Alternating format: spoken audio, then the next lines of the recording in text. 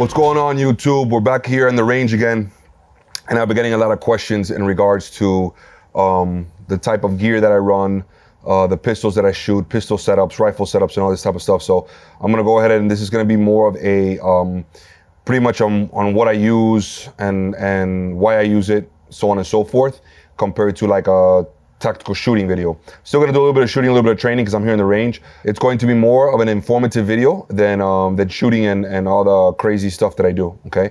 Because obviously, if I get a lot of questions about something, I like to answer the questions that you guys have. So let's talk about pistol setup. Two main pistols that I run 99.9% of the time is either a Canic or a Glock, all right? What type of Canic? I have Canic TP9 Elite Combat. All right, as you can see here, safe, clear, and empty. This is an expensive gun, I'm not gonna lie, but it does come with all the tricks and all the aftermarket parts. Comes with aftermarket sights, trigger. It's a barrel. It comes with a ton of stuff, right? This gun's about $700, right? But I mean, if you have a chance if you have the money and you have a chance to purchase this gun, it's phenomenal, right? Also comes with mag extensions. All right, this is the thing with this gun. You're getting a $700 gun, all right? You're buying a $700 gun for what it would normally cost you $1,500 to $2,000 to set up. So if you want a gun that has a lot of extra parts to it, aftermarket parts that are high end, this is the gun for you, okay? All right, you got TP Canic Elite Combat. This is a gun that I like a lot. I wear this gun concealed as well. It's a Canic TP9 Subcompact Elite. All right, as you can see here, it's around the size of a Glock 19. Right, it's not like a Glock 43, and it is not a single stack. It's a double stack, as you can see here. Now, this firearm, all right, comes with aftermarket sights, comes with a mag extender as well. Okay. And you're looking at about 15, 16 rounds, all right, for this firearm, okay? And the trigger on this freaking firearm is phenomenal for it being a mid-sized gun. So I highly recommend this gun. Now, we're gonna get into the holsters and stuff like that later, but in regards to guns that I shoot, this is another gun that I shoot. And then, of course, everybody knows the Glock. Okay, I shoot a Glock 19. This is my signature model Glock. As you can see, it has a lot of things that I've done to it. This gun runs anywhere between $1,500 to $2,000 on this Glock. I'm gonna compare, you're gonna see a picture of a standard Glock 19 and then my Glock, okay? So you guys see it, as you can see here. What I've done to this gun, okay? Aftermarket sights, I have, I believe, a Warren Tactical sights, fiber optic red, okay? I have front serrations, as you can see here, okay? Stippling on the grip, aftermarket trigger. The barrel, I believe, is a stock barrel. I don't really mess with the barrel too much. And a magazine well, okay? So you can see here, you have the magazine well, all right? Now, the setup also has arm mark cuts, right? And it has my signature logo, as you can see right there, okay? The setup, what do I recommend for a new shooter when they're buying a gun, whatever gun it is? If you buy a Canic, either one of these two Canics, there isn't really much you need to do to it, okay? Nothing. It's gonna be a little bit harder finding parts for it, aftermarket parts. Can you? Yeah, you can, but it's gonna be tough. If you get a Glock, there are so many aftermarket parts for a Glock that you can put on there. It's ridiculous, but from like 300 different companies. What do you really need? What do you really need? My biggest recommendation to the newest shooters, or a guy that's just buying a Glock right off the back, is do not do anything to it. Learn to shoot the Glock stock exactly how it is. Make sure you're holding tight groups, apply the fundamentals of marksmanship, learn the fundamentals, build a good base. Now, once you've built a good base and you can shoot the gun and you're holding a good group, okay? From then, the biggest things I recommend, I would say, if you're a person with like sweaty hands, that you have issues gripping, let's say, and it slips a lot, especially for females, some form of stippling on it, okay? Depending on who you go to, it's going to be depending on how much stippling it's going to be. Just make sure you get somebody reputable. Two biggest factors, obviously, are going to be a trigger and sights. The sights on a stock Glock are not great. They're pretty horrible. My opinion, of course. I like fiber optic fronts and plain black rear. That's what I like. So when you come straight up, you see the red and it pops, okay? Can you get night sights, Trijicon night sights and all that type of stuff? Yeah, you can. If you do that, remember that some of those Trijicon sights are large, they're very big, all right? Which are really good up close and personal, but when you get back farther out, it's gonna be a little bit tougher, all right? So, you know, just something to think about. Front serrations, are they needed? No, they're not needed. Is it nice to have? Yeah, it's nice to have. So you're gonna have to do slide work on the firearm, okay? Trigger is gonna be huge, right? Glock comes with a 7-pound trigger, around there, 6.5, 7-pound stock, and I recommend 3.5 pounds, 4 pounds. Anything lighter than that, then you're just playing. You might as well be a competition shooter. Anything lighter than a 3.5-pound trigger, then you're in competition world, and it's just too light. You need some form of a wall, okay, on the trigger, so you don't have to worry about having some form of an ND or negligent discharge. That's your basic pistol setup. Magazine well, do you need it? If you do a lot of reloads or mag exchanges, it helps a little bit, but practice without it first. So that's for the Glock. You know, you're talking about trigger, sights. That's about really all you really need. All the other stuff is shits and giggles, what I call it, shits and giggles. You don't really need it, all right? But definitely a trigger, definitely sights, aftermarket sights. So, pistol setup. For the Canic, comes with sights already and the trigger's already solid for the subcompact. And this one as well, this one right here comes already with an aftermarket trigger, and it comes with a fiber optic front already with plain black rear in the back. And that's for the Elite Canic. And it comes with a mag release extended, okay? And also the slide lock lever, also extended, okay? So this particular gun itself is just ready. You know, you're literally, like I said, you're buying a $700 gun, what it would cost you $1,500 to put into a Glock. You know what I mean? $1,500 or whatever. So that's what's really good about this gun. And it shoots phenomenal, okay? Now, lights. Big factor on lights. Right now I'm using the TLR7 Streamlight.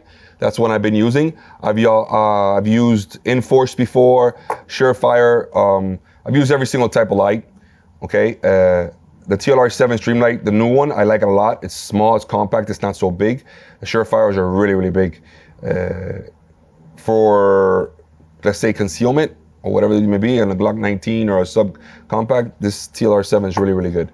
I like it. But in reality, you know, it's gonna be shooter preference on what's good. Surefire is a phenomenal company. TLR is a good company too. The pricing is a lot better on the TLR than a Surefire. Enforce is a good company too. I ran them for a long time as well. So it just depends on what you like. It's not, you know, it depends on how much training you do as well. That's very important. Okay, so there you go for the pistol setup. On concealment, all right, concealment, I use this right here, as you can see. It actually goes like that, all right? This is what you call a neo mag, all right? So you put this inside your pants if you're wearing an extra mag, and it pretty much has a magnet, so it holds your magazines in place, and you can take it out, put it in. Really cool tool, so check it out. Neo mags, not bad. Mag extenders or mag base plates, whatever you want to call them. It's 100 different names for them. I use the Turan Tactical Innovation ones. Okay, they're fine. I've used them for years, no problem. And they carry, you know, an extra 2 or 3 rounds depending on what caliber you use, or 9mm, whether 40 or 9mm. So that's pretty much the pistol setup that you're gonna get. Now, gear setup for the range. Okay, for the range. For my Canics, I use a Concealment holster. They make really, really good holsters for Canics.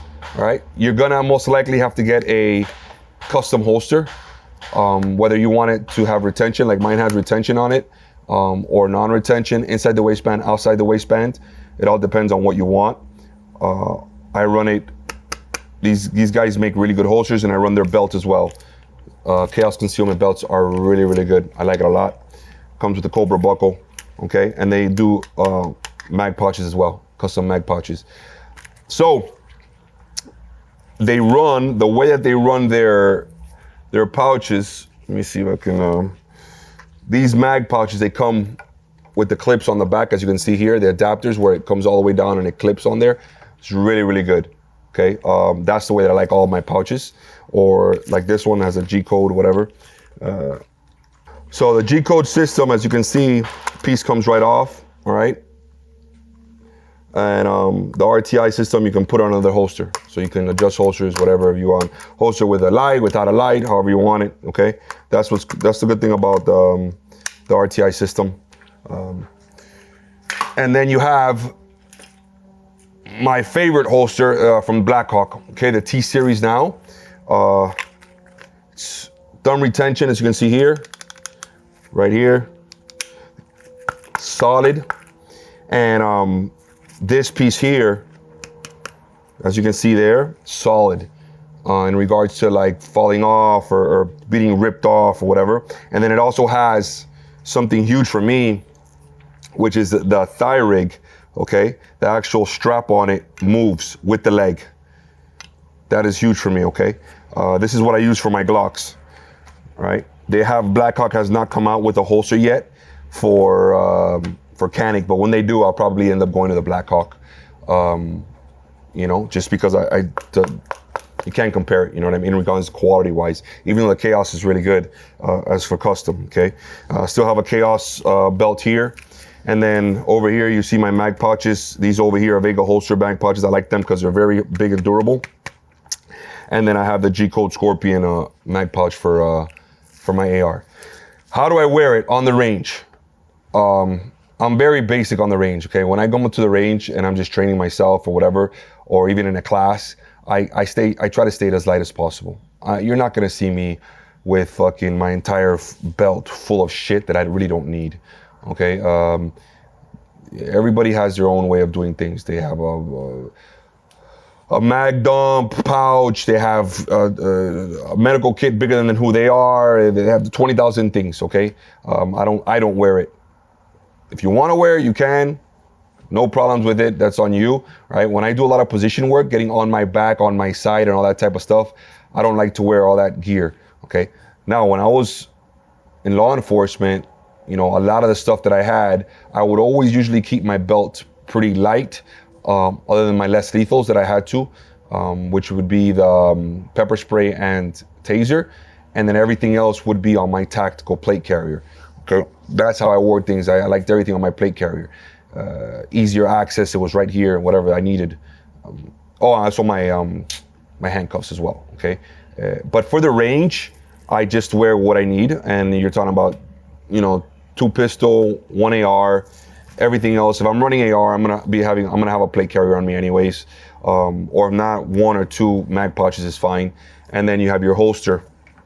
Right now, for a tourniquet, medical, all that, okay, I do always have one. As you can see here, I have that tourniquet and all that stuff, little med pouch and stuff, right? I always carry a knife. This is a Wee knife, okay, as you can see here. It's got for the belt on duty. If I'm gonna do something where I need it, I'm gonna need that knife or whatever, I always have it here. I just put it on my belt, usually put it right in front of my pistol, okay? So it'll be on here, on this side here, as you can see here, this Wee knife. Also, guys, I have, this is the sheath here, right? It has the adapter for the belt, okay? As you can see here, right? This adapter here for the belt pretty much locks in place, and you unlock it, press it, and then it lifts up like that, okay? And then you put the belt in here, boom, lock it back in place and lock it. Really good, I love that system. So this is the Wee knife with a good sheath. I'm coming out with my own signature knife for tactical use and for Leos and concealment. So stay tuned on that. That's coming out with Wee knives as well, CV. All right, so I pretty much went over what you need for your pistols, what pistols I run. And guys, listen, one of my biggest thing is, because you run a SIG or you run something else, doesn't mean that they're not good guns, okay? I'm not saying that you can run whatever you want. If you're a good shooter with it, hey, by all means, this is my preference. This is, there's 1,000 ways to skin a cat, and everybody has their own opinion, and everybody has their own preferences. So this is what I shoot. Big question that I get a lot as well, okay, is about RMRs. Do you need an RMR? An RMR goes right here on the slide, and it's a red dot, pretty much on a pistol. Do you need a red dot to shoot? No, you don't. You don't need one, okay? It has been introduced in the last 3 to 5 years, and it's being used a lot more now, all right? 90 to 95% of law enforcement departments don't use it, so I don't use it. Can I shoot with it? Yeah, I can. It's a different system of shooting. You have to adjust, you have to train with it to get good at it. Does it make you faster? Does it make you better? It all depends on how much you train with it. Right, so you need an RMR? An RMR runs you anywhere between $300 to $500, up to $600. Right, so it's up to you whether you have the money or not. But do you need one? No, you don't. Just wanted to put that out there. Okay, so that should cover everything, guys. Just a quick pistol setup, quick gear setup, and hope you enjoyed it. I'm gonna do a little bit of shooting now, and on to the next one.